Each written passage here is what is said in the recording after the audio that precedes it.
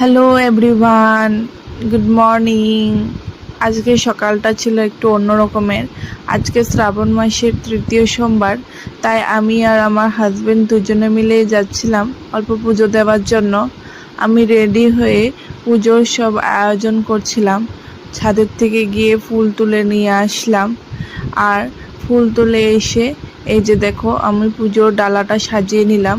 তারপরেই দুজনে গেছিলাম জল ঢেলে এসে ঘরে এসে আমার না খুব আজকে রুটি আর আলু ভাজা খেতে ইচ্ছা করছিল, তাই বানিয়ে নিচ্ছিলাম আমার জন্য রুটি আর আলু ভাজা।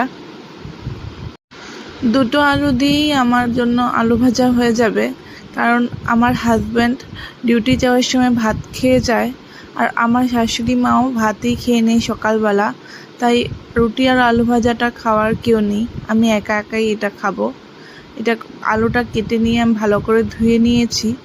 তারপর কাঁচা লঙ্কা কেটে আমি সুন্দরভাবে আলু ভাজাটা করে নেব। একটু কড়া করে আলু ভাজাটা বানালে আমার খুবই ভালো লাগে। আলু ভাজাটা বানানোর সময় না আমার অনেক কিছু মনে পড়ে যাচ্ছিল। আগে স্কুলের টিফিনে প্রায়ই রুটি আর আলু ভাজা নিয়ে যেতাম।